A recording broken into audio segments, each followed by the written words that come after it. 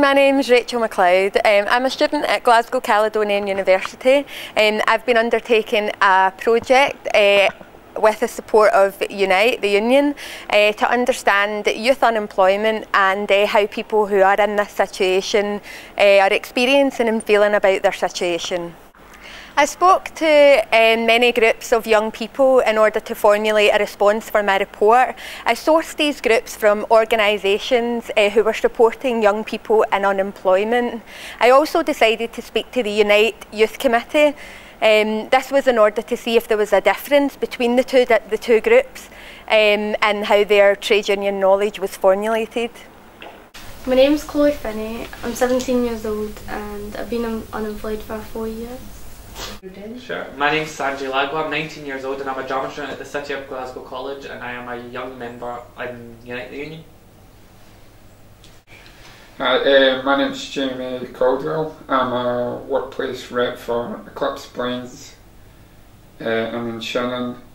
I'm 23 years old and I've been a Unite rep for 2 years now. I'm Samantha Ritchie. I'm 22. I'm a member of Unite and an active member. I've been a member of the union since I was 17 years old, and I never knew anything about the youth structures, and I think that for me I cut my teeth in my experience in the union, full of committees, full of older men, where I was only a young woman, and I know what it's like to be in a position where you feel you're the odd one out or your voice isn't being heard, and that's why I've spent a lot of time trying to encourage and engage with young people. And these are the findings from my research project. The first one, a lot of the people that I interviewed felt that a lack of experience in the workplace was preventing them from getting their foot onto the ladder. One of the other findings from this report was that the young people I had spoken to had felt that when their unemployment became long term, that in itself created a stigma. The reason I find it difficult to get a job is because there just aren't any jobs. I think the main obstacle is your belief in yourself, trying to pick yourself up, getting the like when you get a rejection time after time again, you start thinking, what's the point?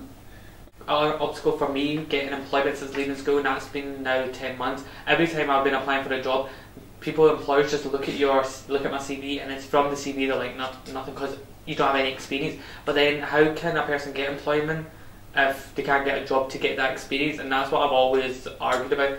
How can you not give someone a job on experience? Because if you give them that job, they can gain that experience and put it on their CV and gain further jobs. And I just think that's one of the main obstacles. I wasn't getting that much work to actually support myself, so I was working there, and the way that hours worked, I was also signing on. So I would sign on, sign off while working in this place, and I ended up applying for a whole load of jobs, not getting them. I never got any interviews for a long while I was putting on that I was dyslexic on the application form. And then when I finally left that out, I started getting interviews, and the first place that I got interviewed, I got the job, and that's where I currently work just now. I think young people need stability in their lives so they don't start getting into trouble and making bad choices.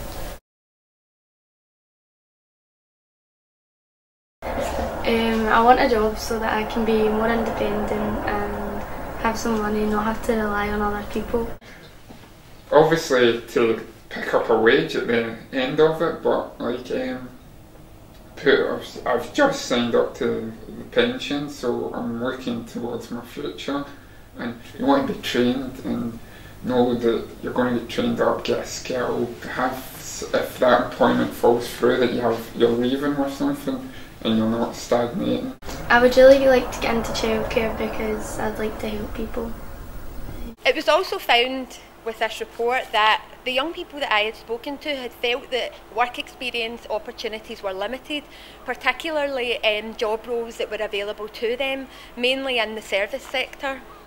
It's harder now, and that was 4 or 5 years ago, and I felt that there wasn't that many places I could actually work without the university degree or anything. It was difficult at that time, and I hate to imagine what it's like just now. I've just worked in retail, just like kind of stacking shelves and being a checkout assistant.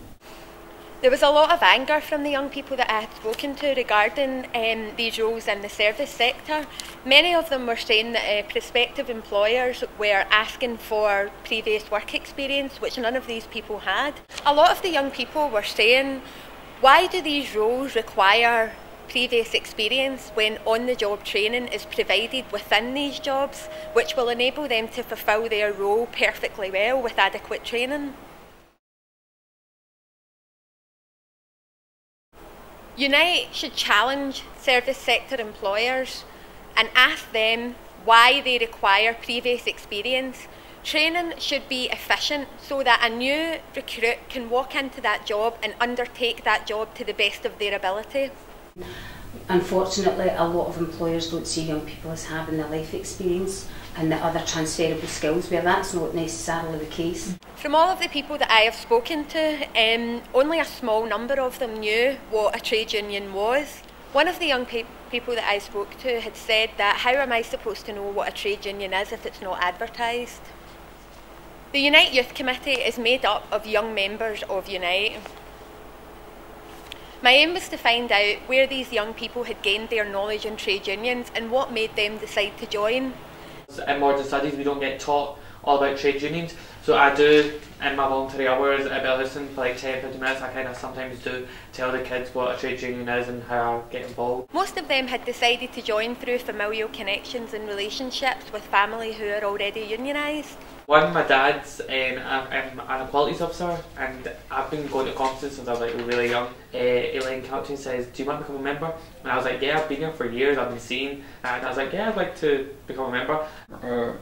My family's all trade unionists, so it took an accident to happen before I actually went, right, I need to join this union. What was evident was that those who were members of the Unite Youth Committee were highly praising of the support that they received within their membership. I joined Unite because they got me more involved. Like, I was at the STUC, and from the STUC I was at the Women's Committee meeting, and then from that Elaine, she got in contact with me, a qualities officer, and she encouraged me to become more involved in the union, and no other union did that. But yeah, it has supported me because like I've got to know so much, I've learned so much, I've taken part in so much, I've gotten to know so many people like yourselves. Yeah, definitely, 100%, especially with becoming a union rep, the learning that goes on, the education, it's been a massive help to actual building up confidence, being able to stand your ground. Due to being in the youth, I've gained a post in my college, which is the first equalities executive of the college, and yeah, and that's helped me here because stuff that I've learned here I can use there. My employers gained out of it as well with my attitude towards work. Yes, because I'm young and it's telling you what's happening out there, stuff that you can take part in, like demonstrations. I've been to so many demonstrations. In terms of, like, for me, like, I'm a student, so I can't really afford, like, I don't pay the highest, whatever the highest membership rate, I pay a cheaper one because I'm unemployed and I'm a student. So it's supported me in that sense, being able to be involved but pay a smaller rate. But like, maybe when I go into the world of work and get a job, hopefully I'm done, like, they'll encourage and they'll do courses through my workplace and become more involved in that way. The support's there. If you go for it and you look for it, the support is there for you. I think it is a big thing. The community, it's not really around anymore. The real community, with neighbours knowing each other and giving each other a hand, I think that's where unionism comes into that, is organising people, letting them know that they have a voice. So community is a big thing. Also letting folk know that they can sit on boards, they can even take up politics, and if that's the route they want to go in. I think Unite have a good strategy to letting folk know these things. I think the government should help young people get into the jobs that they'd like to do. And I think the government could be just getting out there and saying, we are here to help, we are there. Because right now there's like nothing that we can go to, like me, there's nothing that, as a young person, I can go in and say, hi, I'm looking for a job. They're not helping in employment or education, they're cutting education. For 16 to 18 year olds, like they've got apprenticeships and things, and there's other options what they can do before uni or college if they choose not to. But like with people who are graduating or people who have graduated with no experience, like what is their options? What do they do? So I would say they do support them on a level, but they don't support all young people. It's just a minority. They simply think too much about numbers, and they think too much and know too little. They come up with these strategies without actually taking the time to ask the young folk what they need and what they want. I think young people are just being, pushed aside, and they're not even seen as second-class citizens. Their key issues have been, forgot about. The money that has to be invested in young people, I don't think this current government, nationally or in Scotland, are willing to commit to. That's the thing. I also decided to ask young people if they saw themselves as activists in the community. The reason for asking this question was I wanted to understand if they felt listened to.